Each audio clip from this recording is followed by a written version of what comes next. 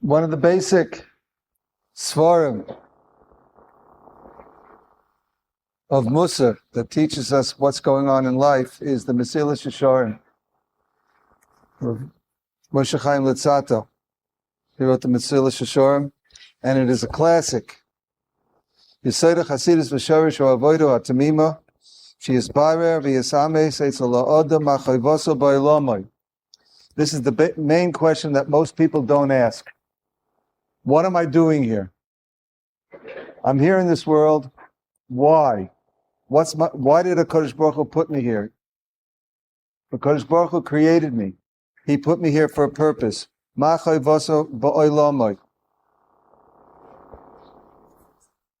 And then he says something which is very difficult for us to understand. We're so Gashmias oriented. We're so this world oriented. He says, the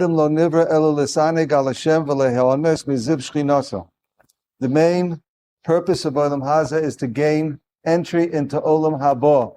That is the place where HaKadosh Baruch Hu created an ability to get the best hanoah possible, the best pleasure possible, which is to become David HaKadosh Baruch Hu in Olam Haba. The more a person gains perfection in Olam Hazeh, he will gain more perfection and a higher level of Olam Haba, and that is the greatest pleasure that is possible, because that's the place, Olam Haba is a place created specifically for that, because HaKadosh Baruch Hu wants to give the proper reward. Now, how do we get there? So how do we get there? So what's the key? What's the understanding? How do we understand Olam Haza, and how do we use Olam Haza in order to get to Olam Haba? So you say, well, it's like brownie points. You do the mitzvahs, and every mitzvah you do a brownie point. Much more complicated than that. That's too simplistic. So the Beha'aloscha Shorim says a very, very important principle which sheds light on almost the entirety of our lives. Call Inyane Olam, everything in the world, whether it's good, whether it looks good, whether it's good or whether it's bad, they are nisyonis to the person, whether it's poverty or whether it's affluence, whatever it is. All of these things are nisyonis. Everything. It says, call Inyane Olam. It doesn't say one or two things.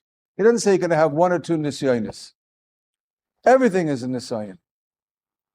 Everything is a nisyon. Excuse me? Coming to fear is a nisyon? Oh yeah. You could find so many excuses.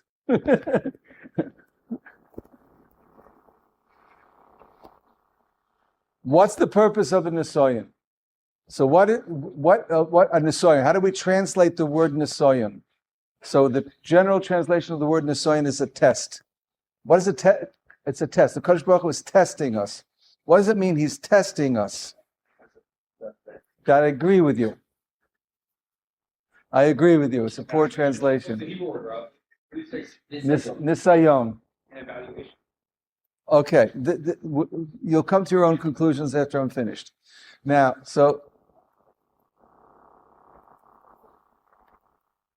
the Medrash has, it doesn't talk about the word Nisayon, but the Medrash says that Hashem Sadik Yivchon, Bechina. You've heard of, they have the final exams, they're called Bechinot, So you have your exams, Bechina. Hashem Sadik Yivchon. Hashem, that's the word test. Kodesh Baruch Hu does tests. Who does he do tests for? So this is a very, very important klal. Hashem Sadik Yivchon. Kodesh Baruch Hu tests a Sadik. A Rasha, or Ohev Chomos, Sino. That he's not interested in. The Rashi is not interested in. He doesn't give him a test. He gives the tzaddik a test. And then there are three opinions. There are three opinions in the Medrash.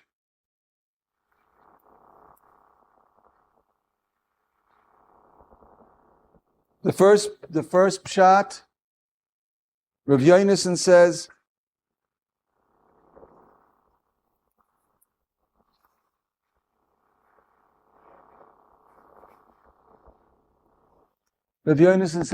they make flax, linen. When they make linen, when they make linen, so they beat it. The linen is very hard. In order to make it flax, you want to take the flax, you have to beat it in order to make it pliable, and they can turn it into strings and weave it into a garment, very fine linen garment. How do you make very fine linen? You have to beat the flax. Now, good quality flax, they will not beat because it's just going to fall apart. It's going to disintegrate. But good quality flax, I'm sorry, bad quality flax, correct. Bad quality flax, if they beat it, it disintegrates. It's just going to fall apart. The good quality flax that makes good quality, high quality linen, so that the more you beat it, the finer it gets. So too, HaKadosh Baruch Hu, he does not test the wicked. He doesn't test the wicked because they can't withstand it. It's a waste of time testing them. Who does he test? He tests the tzaddikim. Rav Yochanan says, I'll give you a different example. He's not arguing. He's giving a different example. The Eitz Yosef on the Medrash says it's not three different opinions. It's three different examples. The Rav Yochanan says it's like a potter. A potter, he's got a whole bunch of pottery lined up, and he wants to test his pots. So what does he do? He takes a little hammer or whatever, and he goes bing, bing, and right. If the pot is not strong enough, it's not a good pot. It goes crash, right? He hits it, and it just falls apart. Right? And how do you know the high quality pots, the high quality pottery? So the high quality pottery is when you hit it.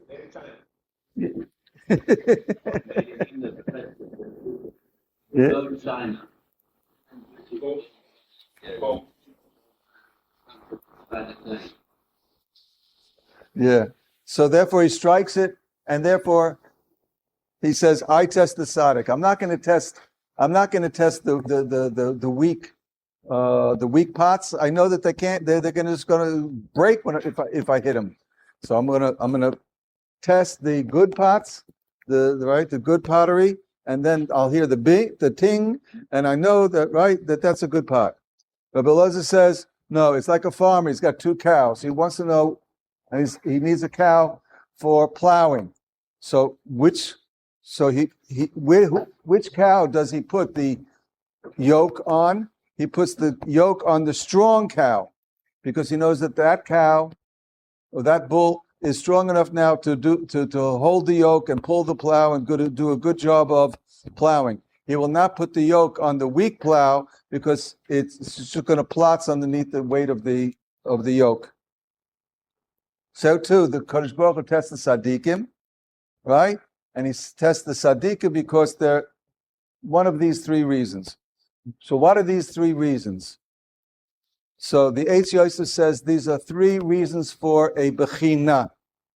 It's like a nesoyin. There are 3 reasons for a nesoyin, why a person will get a nesoyin. We can look at a nesoyin like the flax. The linen maker's concern is for the sake of the linen. He wants to get the linen good. It helps. It increases the quality. It increases the quality. It makes it a better quality flax.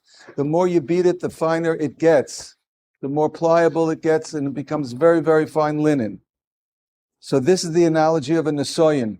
It refines a person. This is the basic definition that we're going to concentrate on. A nesoyin I'm going to go on a piece of flat.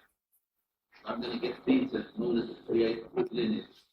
And then sit back there and be beaten. What does it mean? Well, because I mean, a piece of flax is an inanimate object. You are a neshama, and your neshama has to take the beating. I take You- the beating. No, you have to do, and you have to do something with it. It's the mushal. The mushal is that you have to do something with yourself when you get in the soyin, so as to see how you react, and sometimes the situation. We'll see. And let me continue. But the situation will raise you up to become a better person through a. I'll digress for a second. And so I once heard from a very smart man, nothing to do with Torah, but a very, very smart man.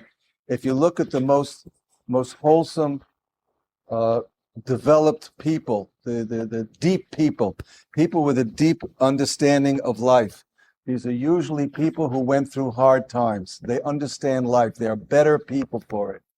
I have met many, many people who have nothing bad really has ever happened to them. And they are 60 or 70 years old. And when you come in contact with them, you realize that they are just big babies. They're not very deep people. All right? They're still just this, they're maybe intelligent little children because nothing bad ever happened to them. What makes a person whole? What makes a person deep? What gives a person a philosophical outlook on life? When he went through a life of hard times, he's more wholesome, fuller, deeper, and he understands much more about life than. So that's in general, and that's a quality of why one way a nisoyim, a life of difficulty, makes a person into a better person. It's more of a shleimus, and that's that type of shleimus. It's part of what the Kodesh Baruch Hu wants out of the person to make him into an Adam HaShalem. So the first thing is that Kodesh Baruch Hu he compares a nisoyan to flax. He wants to make the person come out as best as possible. So he beats it. He will not beat a poor quality flax because he knows it'll plots. So a Russia, he will not beat up. Many times you see a Russia, nothing bad ever happens to him. Many of them. Kodesh Baruch Hu doesn't send them nisyonos, right? Because they're not going to be able to withstand it. Who does Kodesh Baruch Hu send a nisoyan to? These are nisyonis. These are nisyonis in Emunah, nisoyan in belief in a Kodesh Baruch Hu. By a Russia, if he gives a nisoyan, beats up the so to speak, beats up the Russia. He's just going to say, I don't believe in a Kodesh Baruch Hu. All the people, because of the Holocaust, they don't believe in God because they got beat up and they just gave up. It's a proof that he doesn't exist. The deepest people are the people who went through it and they saw Kodesh Baruch Hu. They used we should never know from it, but they used the difficult times and the everything that hit them, and it made their emunah in a Kodesh Baruch Hu much stronger. We find many, many people like that. I remember there was there's a famous story about two people on a boat. They were coming out of Europe at the time, and they were standing there. One was an Orthodox Jew, and the other was a no longer religious Jew. And so the Orthodox Jew asked him, "So why don't you believe in God?" So he pulled up his sleeve and he showed the numbers. "That's why I don't believe in God." So the Orthodox Jew stood there and smiled at him. He pulled up his sleeve and he showed him the numbers and he says, "That's why I believe in God. He was with me every minute." So Israel Tauber was in the Holocaust, and he says, everybody asked the question, where was Hashem in the Holocaust? He says, "I saw him every day. I saw in the Holocaust, I saw Hashem every day, more than I see him now." So Hashem tzaddik yivchan, Hashem gives to a tzaddik, he gives him the bechina to make him into a better person. The second reason is the reason of the potter. So the potter will test his pots. So the good pots he'll test. He takes a stick and he strikes them.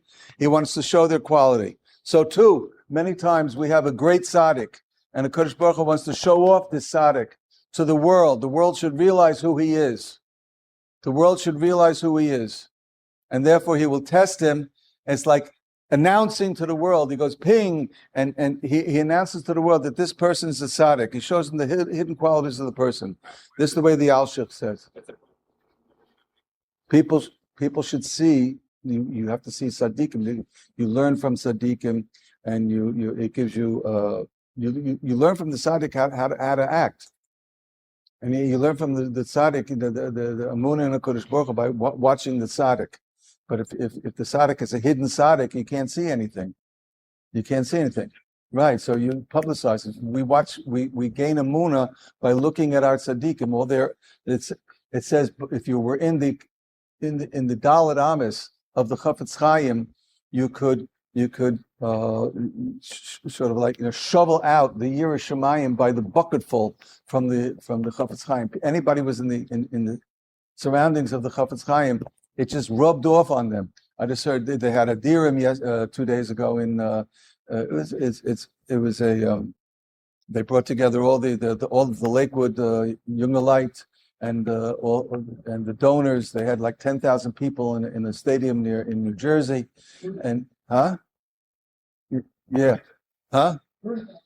30,000 people. They had the Jungelite people learning in Lakewood, and it was a fabulous event. And they had all the donors. So the Urin Reich, he's a son-in-law of the Cutlers. So he got up there and he spoke, and he says, Aaron Cutler, when he first started in the 50s, so he had a vision, but he needed money. So he gathered around him a few Gavirim, Balabatim, because he needed support to build the yeshiva.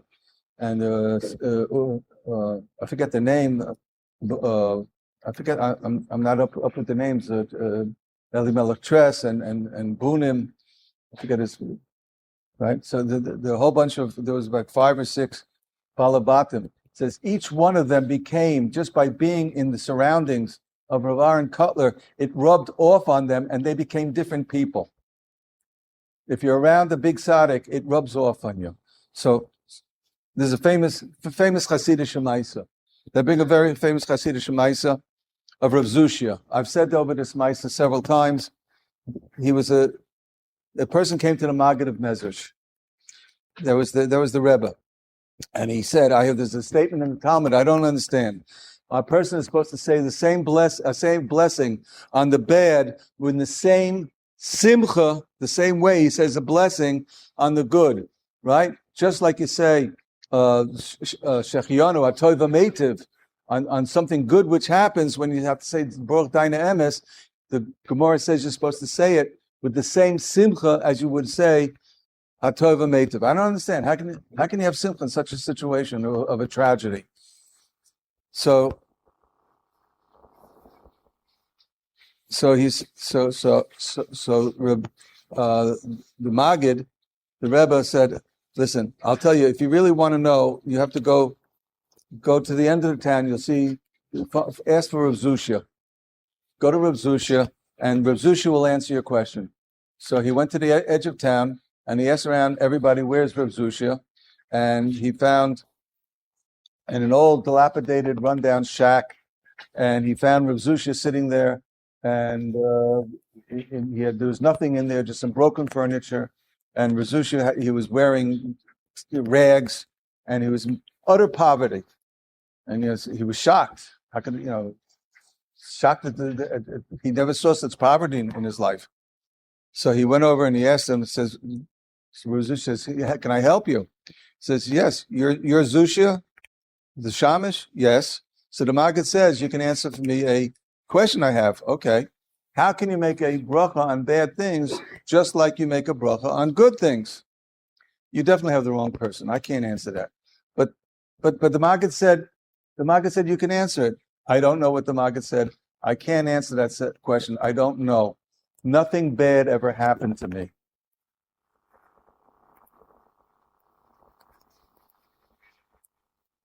This Rav Zushia suffered poverty in order to show everybody what a tzaddik is. And his Yerushalayim, he's many maisim with Rav Zushia, and just being around Rav Zushia just rubbed off on people.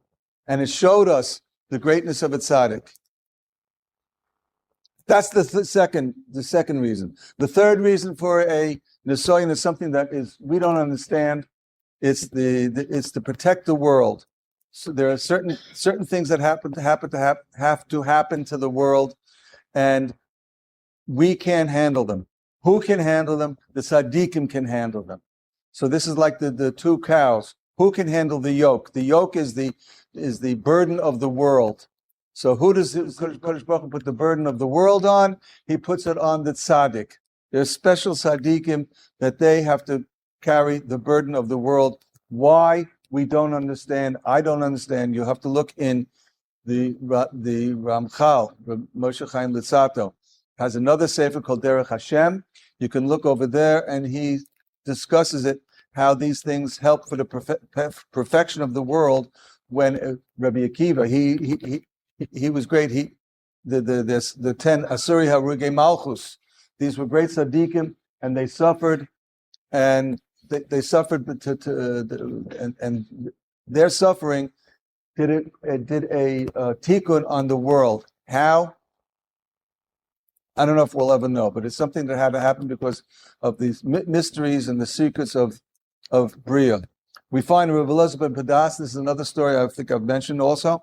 He was extremely poverty-stricken. Now, Elazar ben Padas was one of the great Amoraim at the time, after the Churban Beis HaMikdash, much after. At the time of the Amoraim in Eretz Yisrael, after Rebbe, they have all this the line from the Churban Abayas, Yochanan Mezakai, and then you get to Rabbi Yehuda Amnosi, and after Rabbi Yehuda Amnosi, he was the end of the Tanoim, and then you get the first generation of Amoraim. So in Eretz Yisrael, you had Rav Yochanan, Reish Lakish, and Rav Elazar ben Padas. Rav Elazar ben Padas was one of the big three in Eretz Yisrael, and he was a very, very great personality, but he was poverty stricken. He had nothing. And one time there was a medical treatment that they did. They did bloodletting. When a person got a fever or whatever, they thought it was high blood pressure. So they thought that bloodletting, letting out blood, would be a remedy for that condition. That was the medieval medicine, medical treatment. But you're supposed to eat after you do bloodletting. You're supposed to eat. But he went back into his house, found his cupboard totally bare. He had nothing but a piece of garlic. So he was starving and famished. So he took a bite out of the piece of garlic, and he fainted, and he fell into a deep sleep. So the Rabbanan came. They wanted to discuss something with him, and they found him. He's fainted, and they saw. Kids, they were watching him. I won't go through the whole story. He smiled and he cried. Says they asked him, "Why did you cry? Why were you crying?" Says, "What happened? What'd you see?" He says, "When I fainted, I went up to Shemayim, and I saw Kodesh Baruch Hu, and I had a discussion with the Kodesh Baruch Hu, and I asked him, Ribono Shel Olam, how much longer do I have to suffer in this world?" He was suffering. It was hard. It was terrible. "How much longer do I have to suffer in this world?" Says Elazar, "My son, do you want me to destroy the whole world and take it back to Maisa Bereshis and we'll start all over again? Maybe you'll be born in a time of good mazel, a time of parnasa." So Rav Elazar ben Padas says, I said, "Kuli hai v'ulai, all this, that's all, you have to do all that, and maybe, if so then he asked him, how much longer do I have to live? Have I lived more than half? Says, you live more than half of your life. If so, it's not worth it. I'll wait till I'll continue suffering. So what do we see? Why did he have to suffer? Maybe because he had such an important position. His poverty, lack of parnasa, was so important to the world. So even if a Kodesh Baruch Hu would destroy the whole world and start all over again, and from the beginning and recreate Elazar ben Padas, maybe his poverty was such an important position an important job in the world's in the action of the world, that he had to do it again. We don't understand why. There are certain things that have to happen. Rabbi Akiva had to go through. If he would have fought the second world, Been born again. well, He would have. maybe he would have, and he started, maybe not. No, not necessarily. Not necessarily. They needed him because he had the ability to withstand poverty, and therefore he's like, it's like a yoke. It's the mushal that the Medrash brings is like a cow carrying a yoke. It's a heavy yoke, and only certain cows, a heavy, strong cow, can carry that yoke. It's not that he would have been recreated into a time of wealth. He had to be born into a situation of poverty because only his spiritual makeup, his character, and everything about him he was able to carry poverty. He lived in extreme poverty, and he carried it. Is it possible that someone said yes, and now we're doing it that second row? All right, that's Good ruling. You missed last week's year. You only, okay. So with these, out of these three,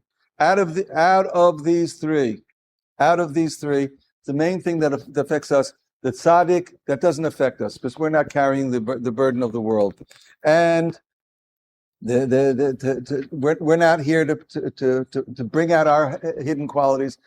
I mean, that's not for our little kleine keppeldik, that our hidden qualities.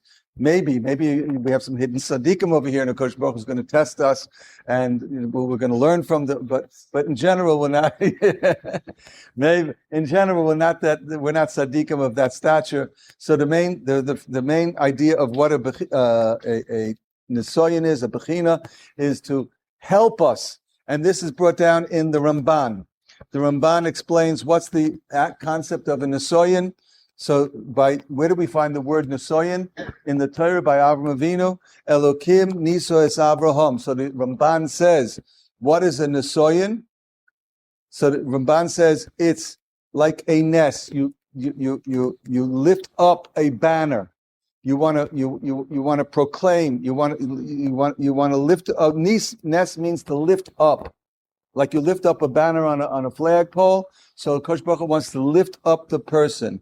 The word nisoyan is not to show off. It also means to show off. It's a banner. That's the second shot, to show off the greatness of the person.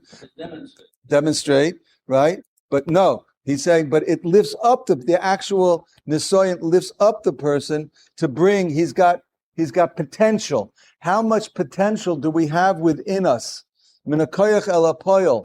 A person's born with certain amazing amount of potential, but you have to bring it out, and it makes it builds your character, and you want to build your emunah, build your mental strength, and build your vision, and become a better person.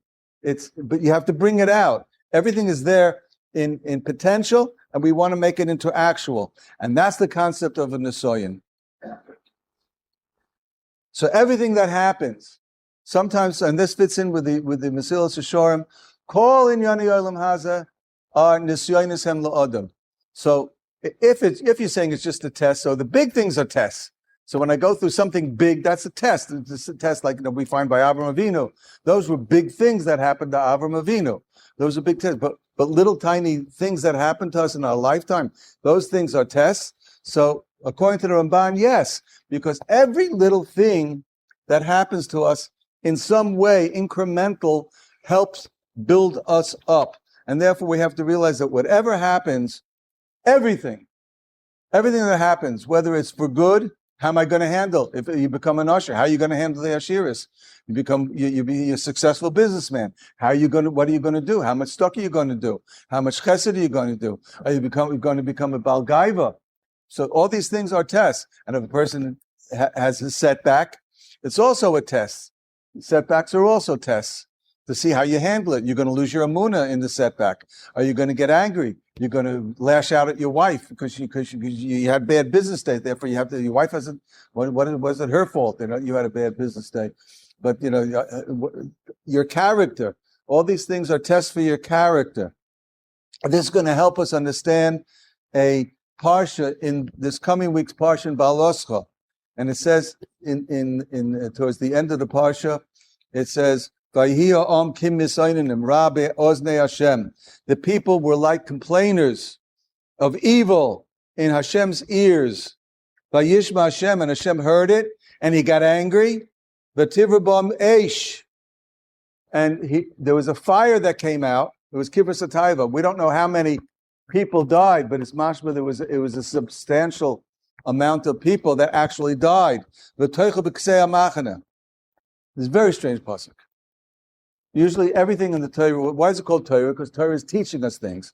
What is this teaching us? The Torah doesn't even say what they were. They were kim yisainim. In a second. This is before. No, that was the second thing. This is before this. That's the next pasuk. Vasafsuf asher bekirbai isavutava.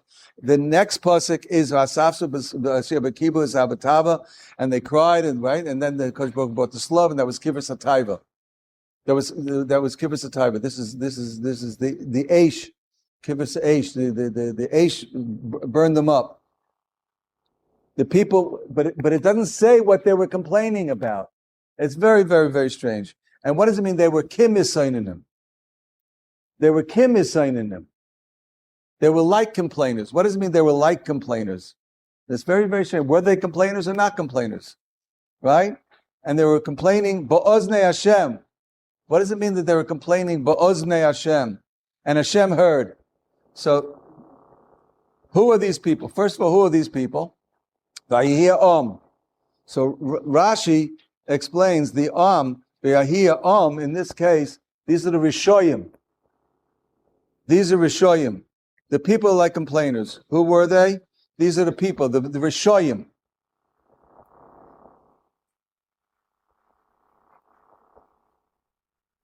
And then it says, Vativa bam eish, vatoicha b'ksei machana. First of all, what were they complaining about? What were they complaining about? So the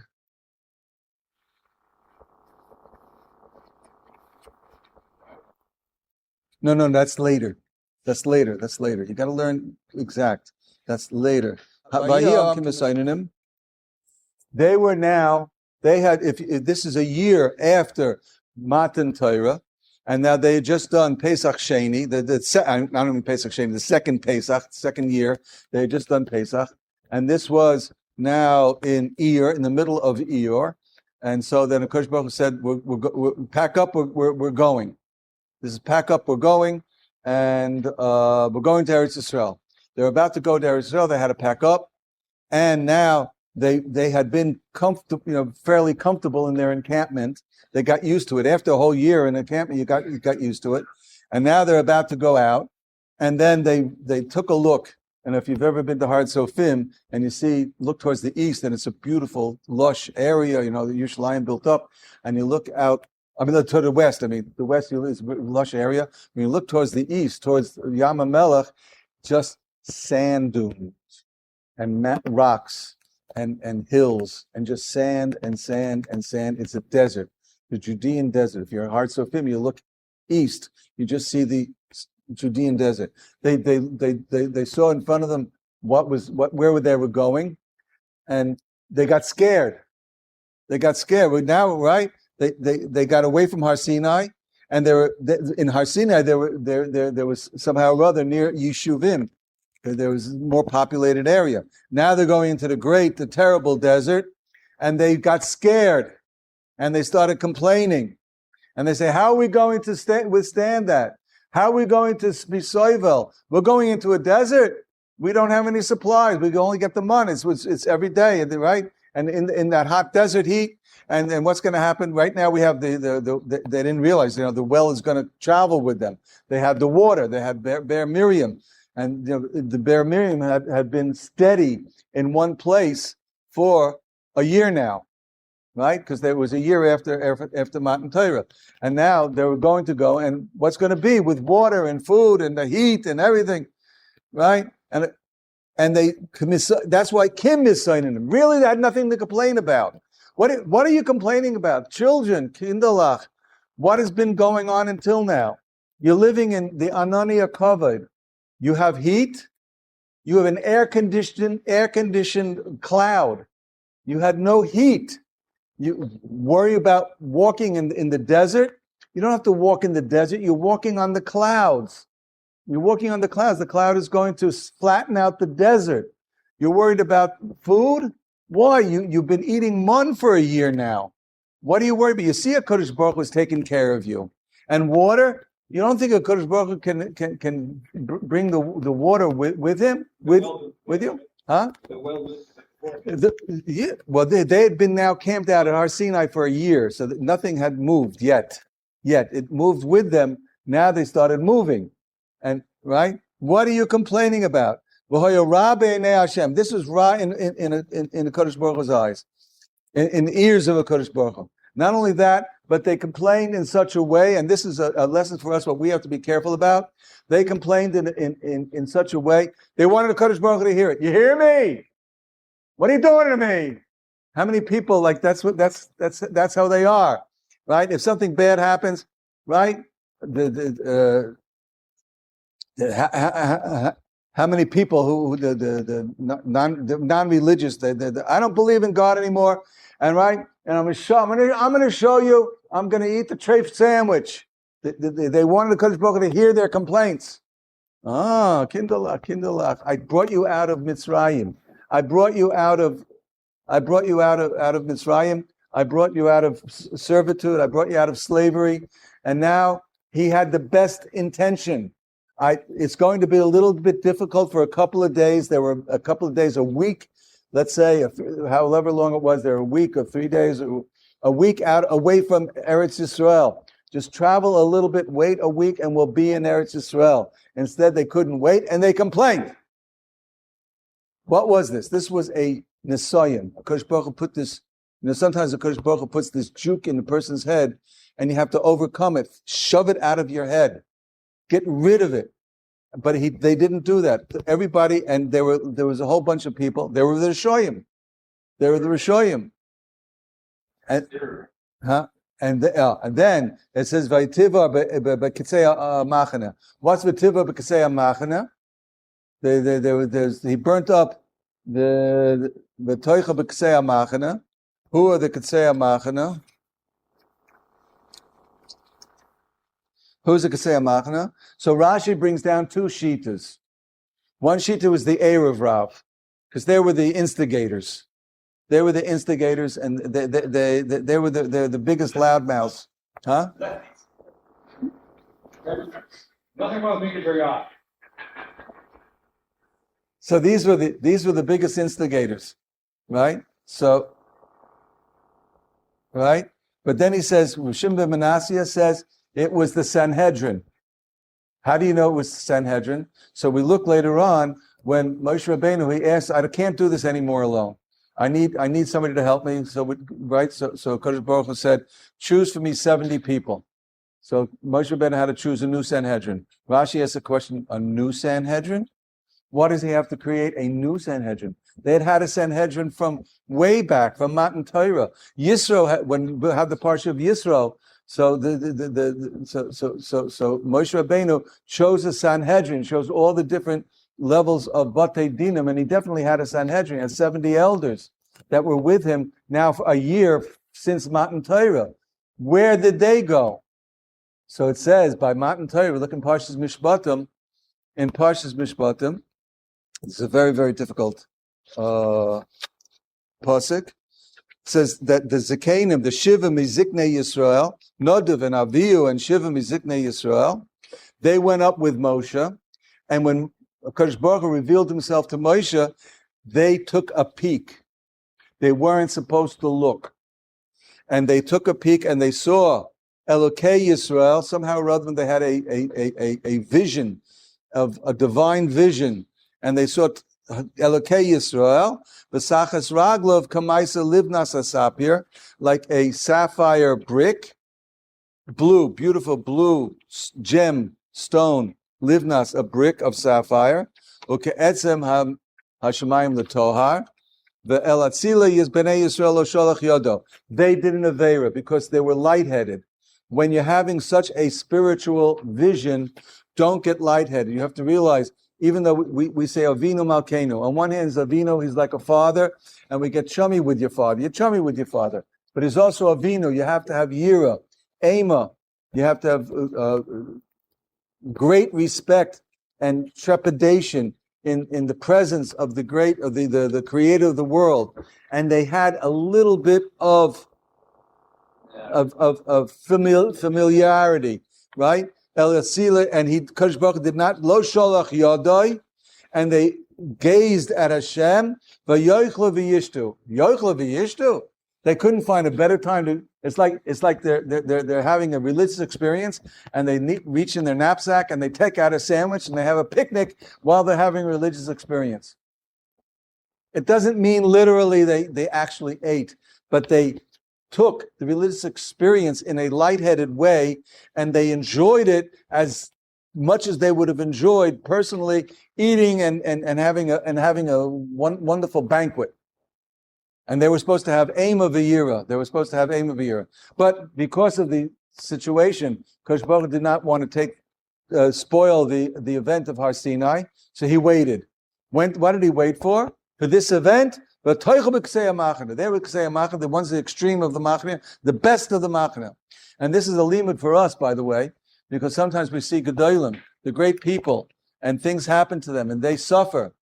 The great people suffer. And we don't understand, how did they deserve it?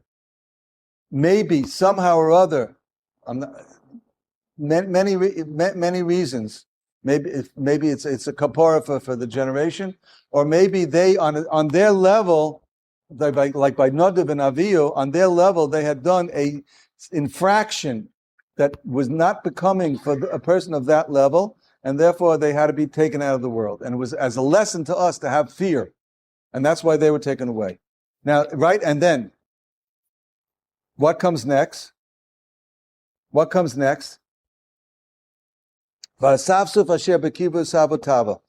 afterwards, right? So we had the Havaras Eish, and then right afterwards, they didn't learn anything.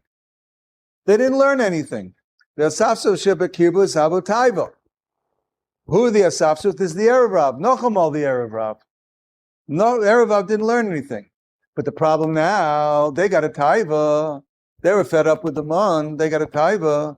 V'yashuvu v'yivku gam b'nei Yisrael. What's v'yashuvu? They didn't take a lesson. They didn't take heart what had just happened.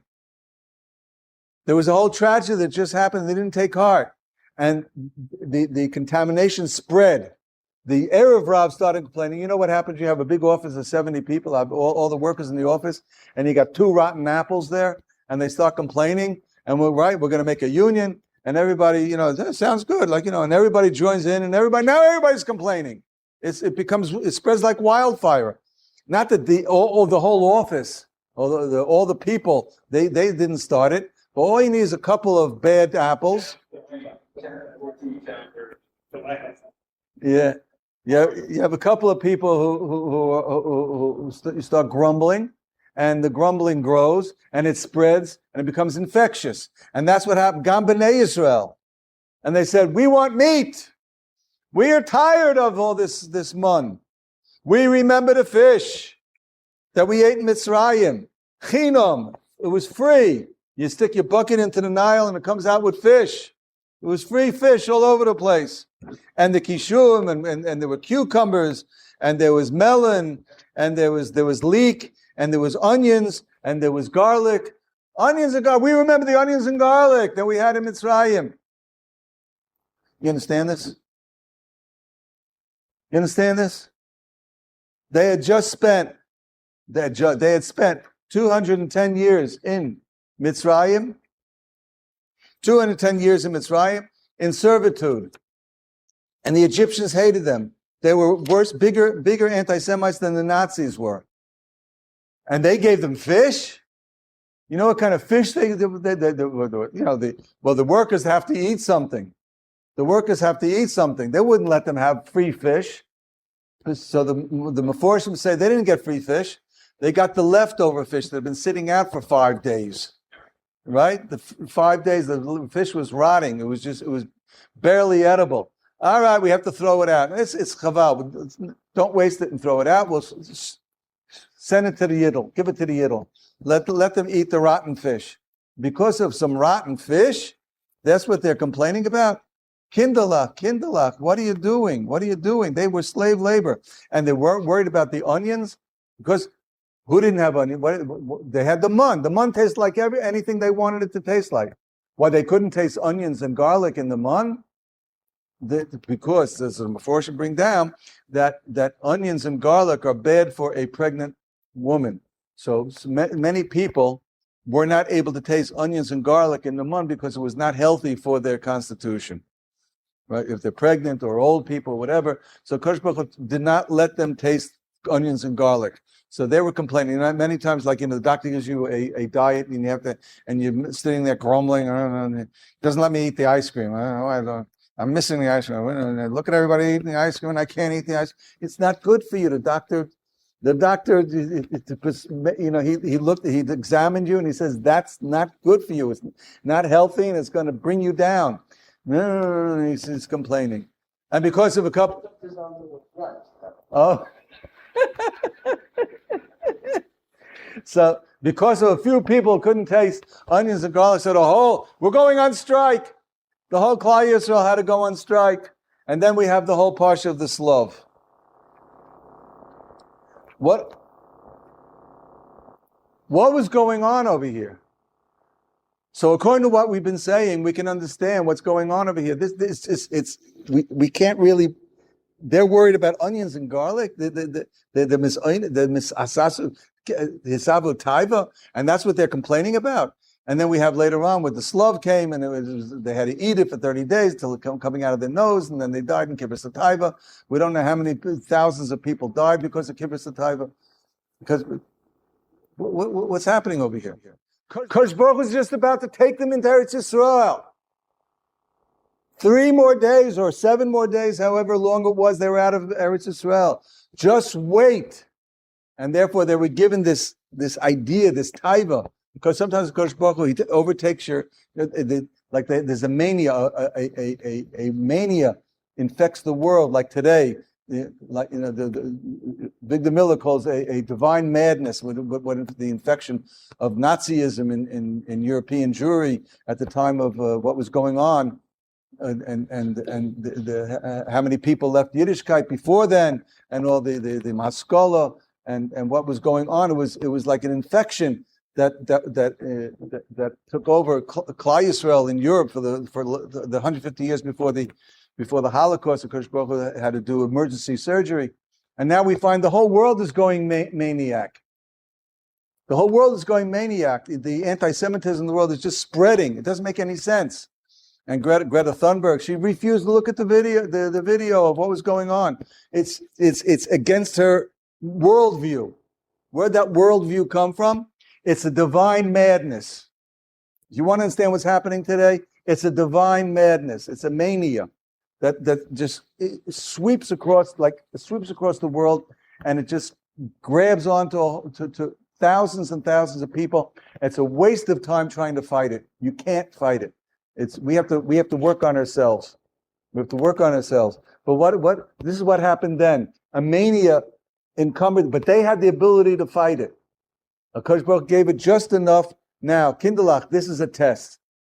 Anything ever bad happens to you, you have to think, this is a test. Oh, okay. Whatever you're thinking, this is a test. So they had a test. They couldn't handle it. Something bad happens, just wait. Sleep on it. Wait a day or two till it comes over. And realize, Victor Miller says in his Sefer, everything's a test. And what's the answer to a test? B'tochen in the Kodesh Baruch Hu. Whatever happens, have b'tochen in the Kodesh Baruch Hu. And realize that your whole life is full of tests. And I'm running out of time, but I can't skip this. Zadel Epstein, Zitzal, the Mashgiach of Torah Or, he gave a wonderful mashal about a pigeon a ben. When he gave this, talked about the shmooze, he gave a mashal of a pigeon a ben. What's a pigeon a ben? And we take a pigeon a ben, right? And you have the kohen, the rabbi, and everybody there, and then right, and they bring out the baby, and the kohen announces to the brand new father. He's a new father. It's his firstborn, right? You know what it is, firstborn, right? Firstborn, pigeon a ben, right? So what do you do? What does do? And the kohen says, "My boys tvei, what do you want more, the baby or the 5 shekels?" Huh? What? Has a father ever announced, I want the 5 shekels, you can keep the baby? I don't think any father has ever announced that, right? Keep the baby, I want the 5 shekels. It's too expensive for me. You know, whatever it is, 100 shekels, whatever, 5 shekels, whatever it's $30, whatever it is in today's market. Yeah. Oh, says, well, what kind of way? And everybody's there, and nobody ever asked about what do you want more, the baby or the 5 shekels? No, I want the baby. Here's the 5 shekels. You give the kohen the 5 shekels, and then the shechianu and the whole kit and caboodle over there. What's going on? Doesn't make any sense. So he says it makes a lot of sense. This is a brand new father, and we're teaching him how to handle life. Hata, brand new father. Just realize. You've been thrown into a new situation. You have a new job. You're now a teacher of a child. You now have a child. And the rest of your life, you're going to have all sorts of different situations.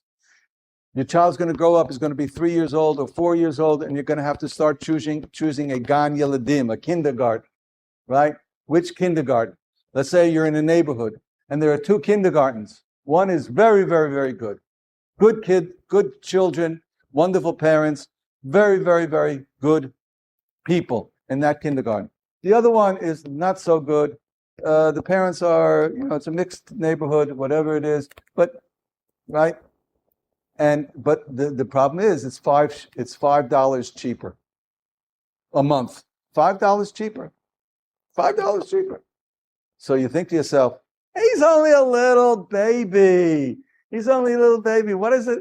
What's the difference? The children are going to play. What's he going to stay at home and play? He'll go over there and play. He's just going to play. What's the difference who they are? Children are children. It doesn't matter. I'm not worried about it. And right, I'll send him to the cheaper kindergarten. What made the decision? The $5, right? The $5 made the decision. $50. Oh, now he's got to buy a new house. That family's growing, and he's got to buy a new house. So he's got to rent a new house, right?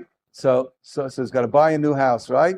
And he's got 2 houses to buy, one apartments, right? So one apartment is in a very, very good, fine, frum neighborhood with good neighbors, and there are good schools around, right? And the children are wonderful. And then you got another one. So it's an outlying neighborhood. The end of, you have to go, like in Lakewood, you got to go out of town, out of Lakewood and go Tom's River or whatever it is. You got to go to another neighborhood in order to find cheaper housing. And well, okay, it's a slightly mixed neighborhood. You're in Eretz Yisrael, also I'll go to Kiryat Yovel. It's a mixed neighborhood, but it's cheaper. How much is $50,000 cheaper? Okay, I'll take that. The schools are not so good. The neighbors are not so good. The friends are not so good. And he buys a house in the cheaper neighborhood. What made the decision? The 5 shekels. Don't let the 5 shekels make the decision. Realize that everything is in the soyin. The baby's in the soyin, the kindergarten's in the soyin, the house is in the soyin. Make the right decision. Kol divrei ha'olam anisyonis hem la'adam. And you have to have betochen. You make a good decision that's going to lift you up and build a good family, and right, and a good wholesome family, and a religious family, right? And then you have betochen in the Kodesh Baruch Hu that he's going to support you, and he's going to send you the 5 shekel that you'll be able to afford it.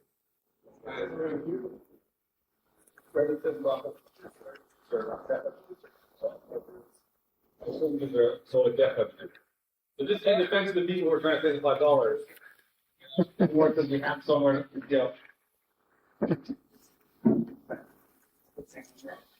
What? No.